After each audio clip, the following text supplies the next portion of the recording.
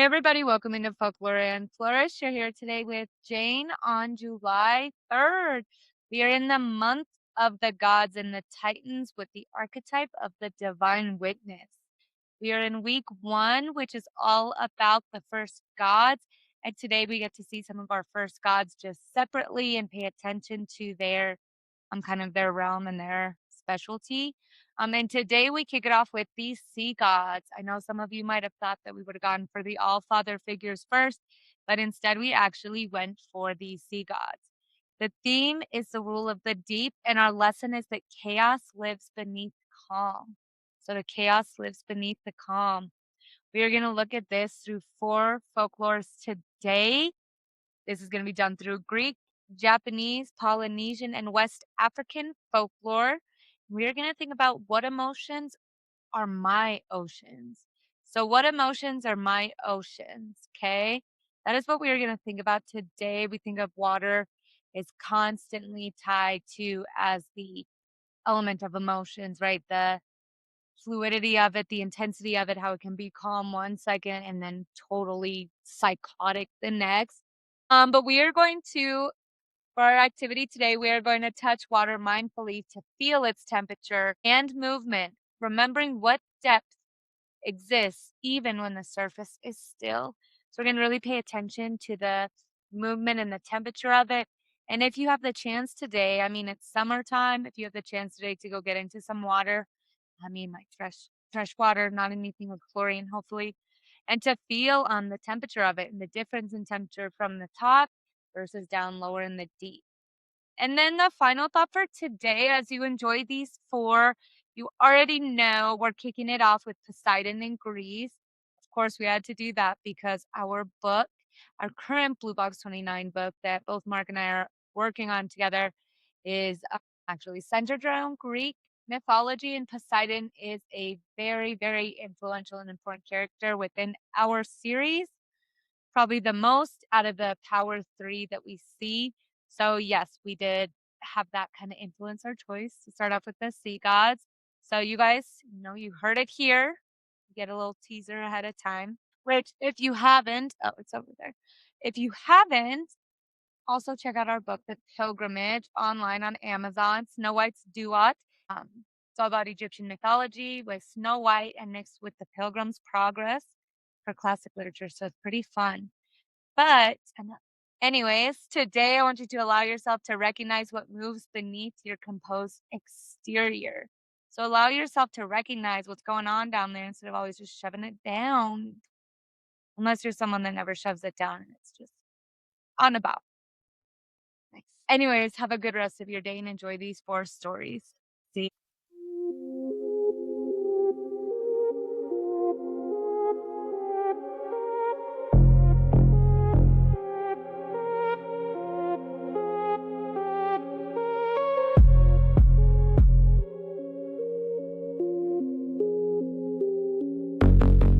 Before we begin, I want to take a moment to honor the cultures behind the stories we are about to explore. The tales shared here come from many peoples, lands, and traditions. I do not change these stories to fit modern expectations or to align with today's social standards.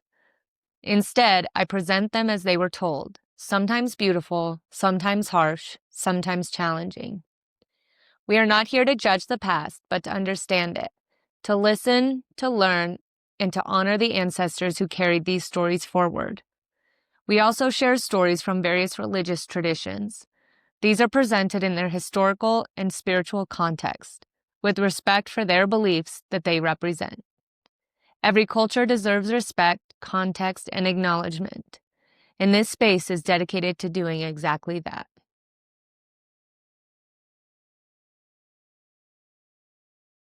Story 1, Poseidon, Lord of the Sea. Long before sailors raised white sails upon the Aegean Sea, before fishing villages dotted the rugged coastlines of Greece, before every crashing wave carried stories from one shore to another, the sea had already chosen its king. When the great Tainamaki ended and the Olympian gods divided the cosmos amongst themselves, Zeus claimed the heavens, Hades descended to rule the underworld, and Poseidon received dominion over every ocean, sea, river, spring, and hidden depth that stretched across the world. Rising from his crystal palace beneath the waves, Poseidon carried a mighty trident forged by the Cyclops, a weapon capable of stirring gentle tides or unleashing earthquakes that shattered coastlines and swallowed entire cities beneath the sea. Though often remembered as fierce and unpredictable, Poseidon embodied the very nature of the ocean itself. For the Greeks knew the sea could cradle a fisherman safely home one day and claim an entire fleet the next.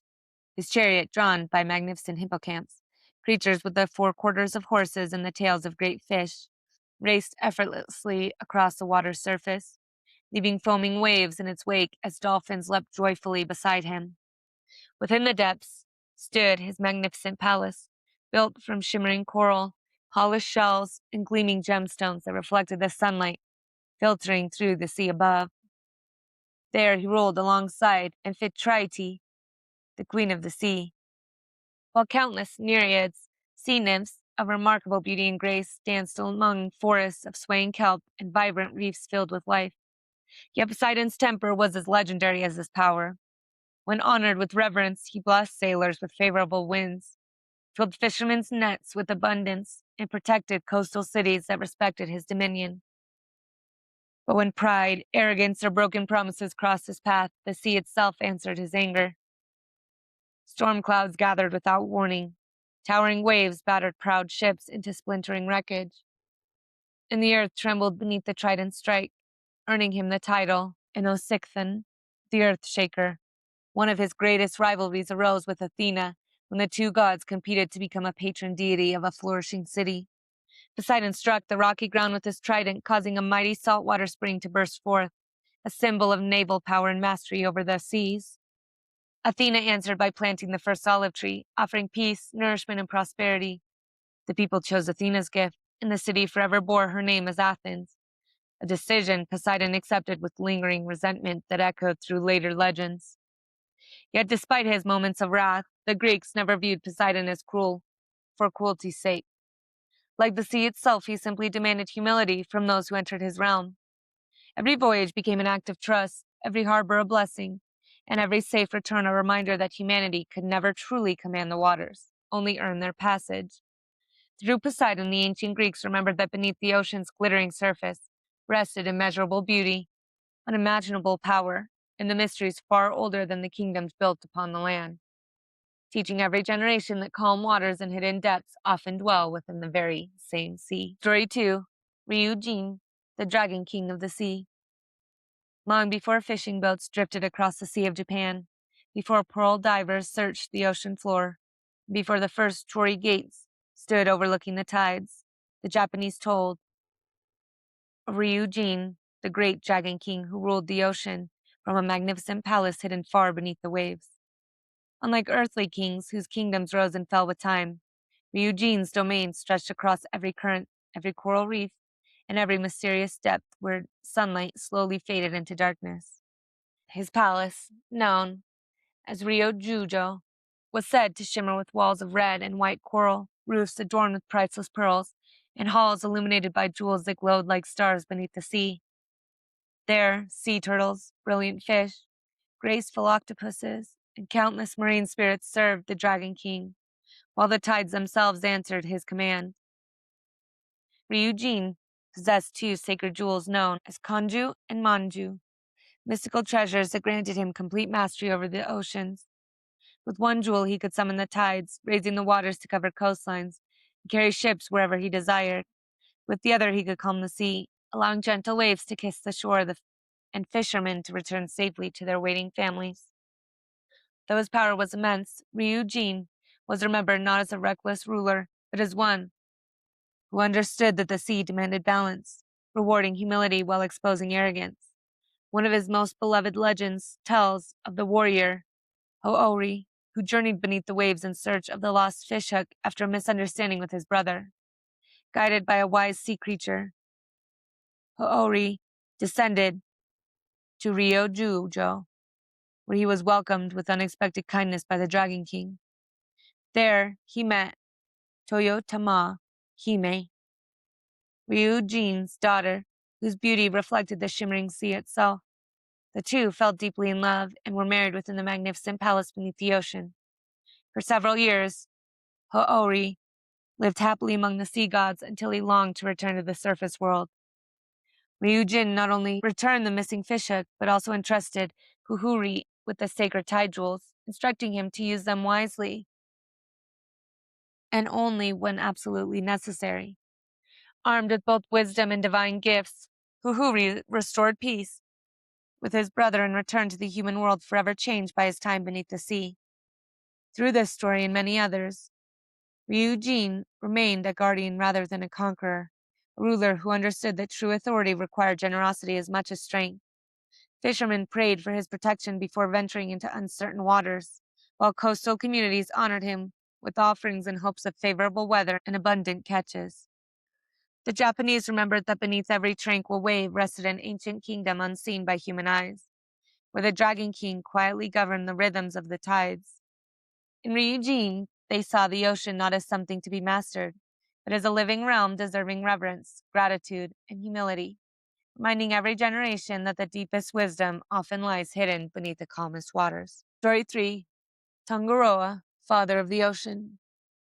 Long before canoes carried navigators across the endless Pacific, before islands rose from the horizon like emerald jewels scattered across the sea, before the stars became trusted guides upon moonlit waters, the people of Polynesia remembered Tangaroa, the great father of the ocean whose spirit filled every wave, current, and living creature beneath the sea. In the beginning, when the world was still taking shape, Tangaroa emerged among the first divine beings, becoming the guardian of the boundless waters that surrounded every island and connected every people across the vast Pacific. To those who lived upon lands embraced by the sea, the ocean was never an empty wilderness separating one shore from another. It was a living pathway, a generous provider, and a sacred realm watched over by Tangaroa himself. From his divine presence came countless forms of marine life. Fish darted through brilliant coral reefs. Sea turtles glided gracefully through warm currents. Whales sang ancient songs across the deep, and dolphins danced beside voyaging canoes as though welcoming travelers beneath the watchful gaze of their creator. Every creature carried a spark of Tangaroa's life, making the sea not merely a place to harvest, but a family to honor. Among the greatest gifts Tangaroa bestowed upon humanity was knowledge. He taught the first navigators to read the language of the ocean, revealing that every swell, current, cloud, and seabird carried a message for those patient enough to understand it. Long before maps or compasses existed, Polynesian voyagers crossed thousands of miles of open ocean by observing the stars above and the movements of the sea below, trusting that Tangaroa's world spoke constantly to those willing to listen. Yet the ocean demanded humility as much as skill. Fishermen offered prayers before casting their nets. Navigators sought blessings before beginning long voyages. And entire communities honored Tangaroa with ceremonies expressing gratitude for the abundance he provided. Those who fished carelessly wasted the sea's gifts or treated its currents with disrespect, risked finding empty waters, violent storms, or currents that refused to carry them safely home. In many Polynesian traditions, Tangaroa's children included not only fish and sea creatures, but also the reefs, tides, and hidden depths themselves, reminding every generation that humanity was never separate from nature, but forever woven into its living family. The ocean nourished villages with food, connected distant islands through trade and kinship, and carried stories from one generation to the next, making Tangaroa's kingdom the heartbeat of life across the Pacific. Even today, the sea continues to hold profound spiritual meaning throughout Polynesia, where respect for its rhythm remains inseparable from cultural identity. Through the stories of Tangaroa, the people remember that the greatest rulers do not dominate their kingdoms through fear, but sustain them through generosity, wisdom, and balance. Every wave rolling gently onto the shore became a quiet reminder that beneath the endless horizon lived an ancient presence who had watched over sailors, families, and islands since the first canoe ever touched the sea, inviting each new generation to meet the ocean not with conquest, but with gratitude, reverence, and wonder. Story 4. Olokun, Keeper of the Deep. Long before the waves of the Atlantic carried traders, fishermen, and storytellers between distant shores, before the first canoe skimmed across the water's shimmering surface, and before the deepest currents concealed their countless mysteries, The Yoruba people spoke of Olokun, the powerful guardian of the ocean's unfathomable depths. Far below the rolling waves, beyond the reach of sunlight and human sight, lay Olokun's magnificent kingdom, a realm overflowing with brilliant coral gardens, shimmering shells, hidden treasures, and creatures unlike any found in the shallower seas. While others admired the beauty of the ocean's surface, Olokun watched over everything that rested beneath it, protecting both its riches and its secrets with quiet authority. The sea, after all, could nourish villages with fish one season and swallow mighty ships the next, and no one understood the balance better than the ruler of the deep. The Yoruba remembered Olokun as a deity of immense wealth, abundance, and profound mystery, for the ocean held treasures beyond gold or precious stones. It carried life itself, connecting distant lands, feeding generations, and reminding humanity that the greatest gifts often remained unseen. Many stories tell of kings, merchants, and travelers who sought Olukun's blessing before beginning dangerous journeys across the sea, knowing that success depended as much upon humility as skill. Those who approached the waters with gratitude often found safe passage and abundant fortune, while those consumed by greed or arrogance discovered that the ocean could reclaim what it had so generously given. One beloved tradition tells of a time when Olokun's immense power threatened to overwhelm the world. As the waters rose higher and higher, flooding the land and reminding humanity of nature's unstoppable strength, the wise Urunmila, keeper of wisdom and divine knowledge, was called upon to restore harmony. Through sacred understanding and patient counsel, rather than violence, balance returned between land and sea, allowing both realms to flourish side by side. The story became a lasting reminder that wisdom often succeeds where force alone cannot. Throughout Yoruba tradition, Olokun's palace beneath the waves is imagined as a place of astonishing beauty, where countless forms of marine life thrive alongside immeasurable riches hidden from human eyes. Yet those treasures are never presented merely as rewards to be claimed. Instead, they symbolize the deeper blessings of patience, spiritual understanding, resilience, and inner abundance that reveal themselves only to those willing to journey beyond appearances. To the Yoruba, the ocean has always been more than a place of commerce to travel. It is a sacred frontier separating the visible world from the mysteries that continue beyond human understanding. Through Olokun, generations remembered that not everything valuable rests upon the surface, and that true wealth often lies hidden beneath still waters, waiting for hearts guided by reverence rather than possession. Every tide rolling onto the shore became a quiet invitation to look beyond what could be seen, trusting that the deepest truths, like the deepest oceans, reveal themselves only to those who approach them with patience, humility, and respect. Daily Thread for July 3rd, the Sea Gods. Though the waters of Greece, Japan, Polynesia, and West Africa never touched the same shores, the people who lived beside them looked upon the sea with remarkably similar hearts. Some saw a mighty ruler whose trident could stir earthquakes.